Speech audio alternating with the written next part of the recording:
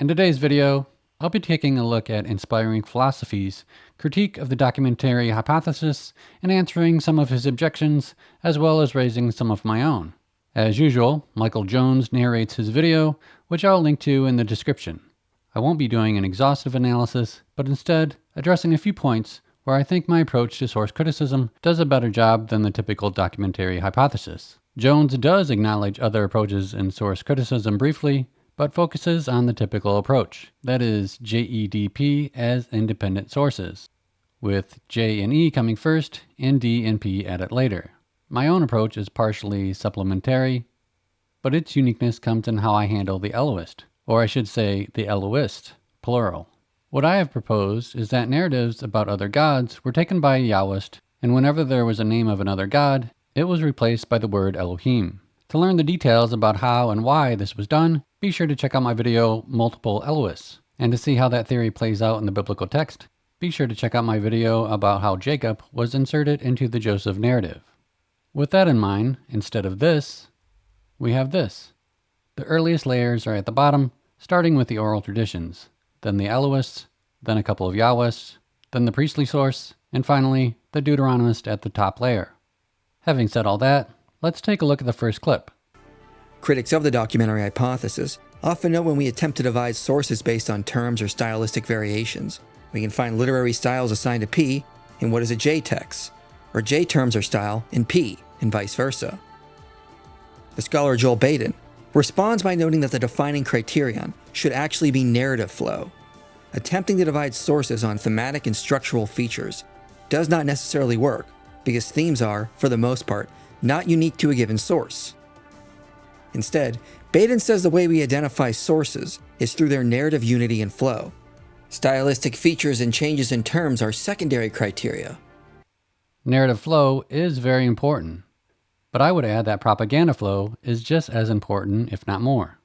Biblical authors and redactors usually had an agenda.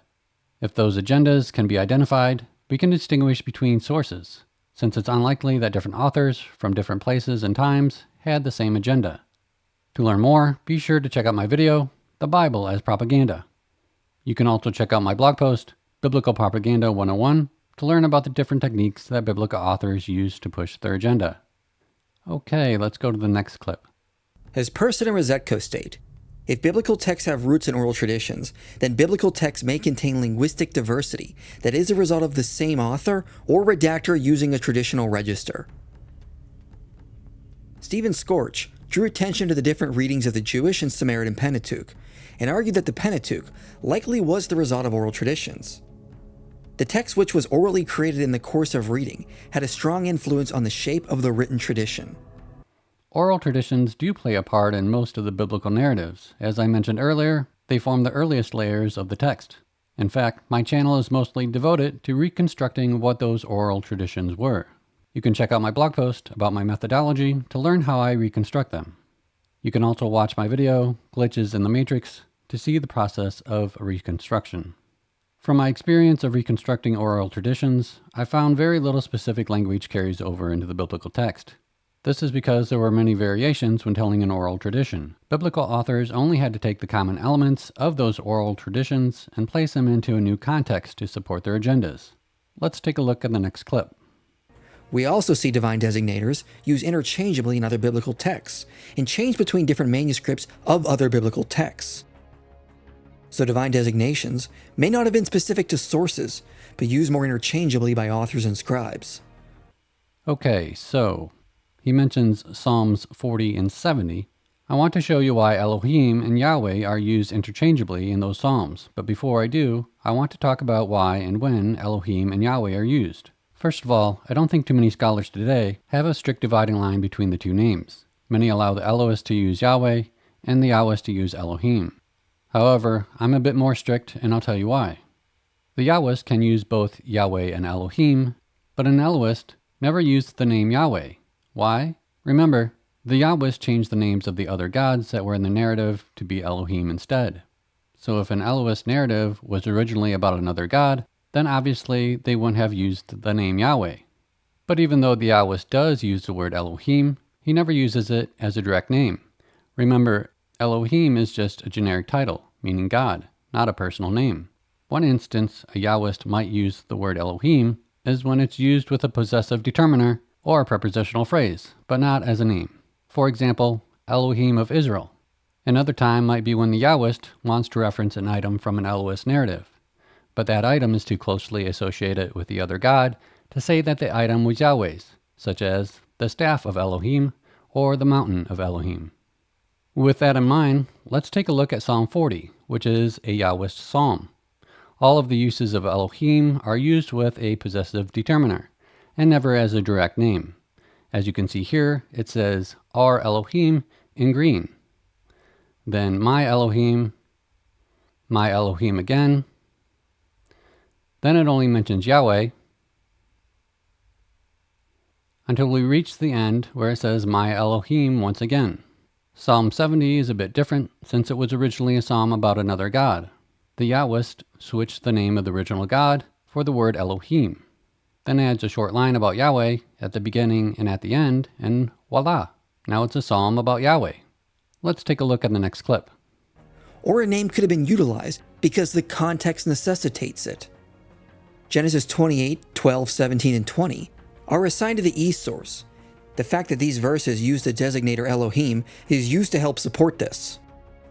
But much of the theophany is connected to the name Bethel, so the use of Elohim is bound to the context here and doesn't necessarily indicate a change in source material.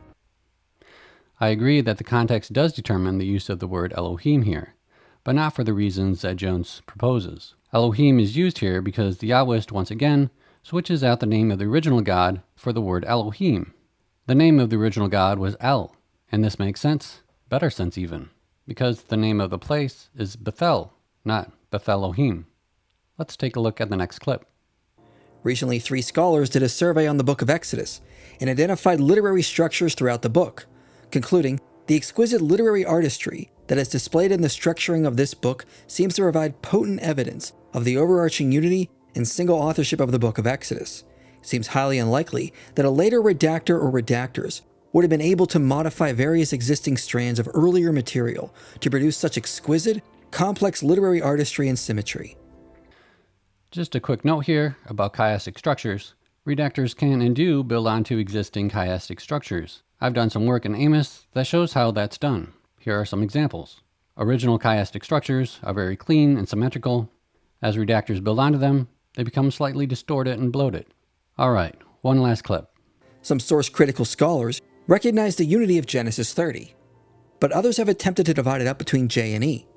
This attempt, though, replaces the balanced design of the existing passage with 2 incomplete fragments, neither of which comes close to narrating the birth of Jacob's 12 sons. This is because Jacob didn't have 12 sons historically. Each redactional layer adds more sons in an attempt to expand the influence of the kingdom of Israel. This is part of the propaganda. The first layer adds Reuben, Issachar, Zebulun, Joseph, and Benjamin. The second layer adds Simeon and Levi, then Judah, then Dan, Naphtali, Gad, and Asher, via the insertion of the slaves Zilpah and Bilhah. That's it for today. Please like, share, and subscribe.